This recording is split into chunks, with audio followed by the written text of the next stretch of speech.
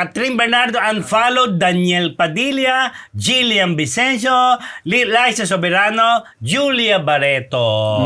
Pwede bang himay-himayin natin? Himayin natin, isa-isahin. Unahin na natin kay Daniel Padilla. Yes. Obvious Sa naman. tingin nyo, bakit in-unfollow ni Liza tuloy, ni Catherine, si Daniel? Ayun. I-apply natin yan kay Catherine ngayon. Alam mo, ito naisip ko bilang babae lang po mga Okay. kamarites. Kasi di ba pag may mga event, nakikita natin si Daniel, parang talagang nilalapitan niya si Catherine. He kept on talking, speaking on Catherine. So parang si Catherine naman tayo humahanga kasi nakikita natin kung paano niya hinahandle yung mga ganong sitwasyon.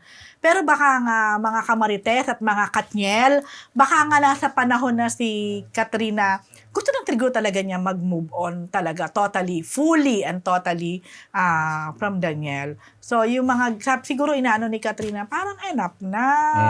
Palalo na siguro, dahil usually it happen pag may mga ibang tao, pag may nasa public or event, siguro, ika ni Catherine, okay na. Enough na. Enough na, baka gano'n. Kasi, yung pag-unfollow niya na to, it's a clear sign na okay na, ayaw na. Tama. Ako naman, may inside chismis. Again, Oh. may ano tayo dito, pasantabi. Chismis po ito kung bakit di umano po ay in-unfollow. Hindi nga di umano in-unfollow na talaga ni Catherine itong si Daniel. Kasi parang napuno na yata itong si Catherine doon sa pinakahuling event na magkasama sila, which is yung po naging kasal po. Papasintabi po ako sa paggamit ng insidente o event na kasal ni Robbie Domingo at saka ni Mikey Pineda. Kasi nga po ay parang supposedly mag-partner yata sila doon, parang secondary sponsor or something na ganyan-ganyan. Tapos parang hindi nagkasundo, parang umayaw yung isa, may inayawan yung isa. Tapos yun na nga po, nakita po natin na binash nga itong si Daniel dahil sa parang hindi pagsunod sa dress code, etc.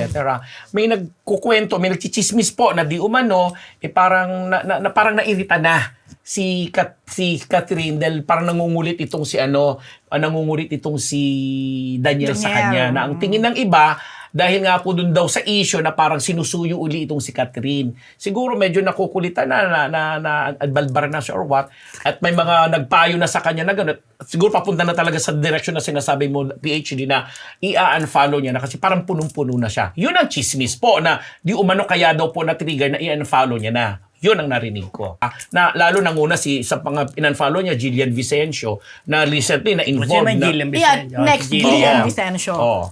Alam mo, tayo, ako Ito, di ba? naging guest natin yan, si Gillian. Si Jillian. Alam mo, nung lumabas yung issue kay Gillian na Siyang third party. na siya ang third party, na parang may nangyari din. Parang may ganun, di ba, na lumabas with Daniel. Alam mo, ako personally, hindi talaga ako naniwala. Tayo hindi naniwala. Oo, kasi parang sabi ko, parang hindi naman magagawa ni Correct. Gillian. Kasi parang ang pinag-uugatan lang nito, dahil nga nagkasama sila at yung role ni Gillian dun sa Too Good to Be Parang True. siyang third wheel doon. Oo, tsaka hindi. Talagang bet na bet niya si Daniel doon, Daniel. di ba? Yan. So baka yung mga fans ay hindi lang type, binibigyan ng mali siya or something. Nag 1 plus 1 plus 1. Oo. Ngayon, nung biglang in-unfollow ni Catherine si Gillian, para tuloy nagkaroon ka ng, napaisip Sabi ko, ba't follow ni Catherine si Gillian? Ano totoo kaya yun? Baka, may Napaganon ganon. kaya, napa-question ka tuloy. Dalawa. Yun Bakit na. kasali si Julia Barreto At si pati Liza. si Liza Soberano? Pero eto na, si Liza Soberano raw, even Before. pa nung breakup ni Daniel at ni Catherine, parang matagal na itang naka-unfollow si Catherine. So, hindi natin alam, baka naman hindi naman connected to kay Daniel.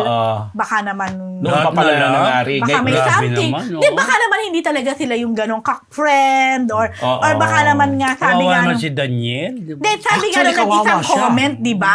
Baka nag-general cleaning si Catherine. I pity the guy. Oo, ako rin. Pero ganun talaga eh. And Julia Barreto naman, Bakit na Julian naman? oo nga, bakit Hindi ko alam, Julia ba't hindi ako Barreto? masyadong Hindi ako na-inform. na-surprise? Hindi ka rin na-inform, hindi ka rin na-surprise. Oo, parang, Ako din, hindi rin. although I don't know kung ano ang connect, pero parang hindi ako masyadong na-surprise. But anyway, hanggang ngayon po, pina-follow pa rin naman ni Daniel si Catherine.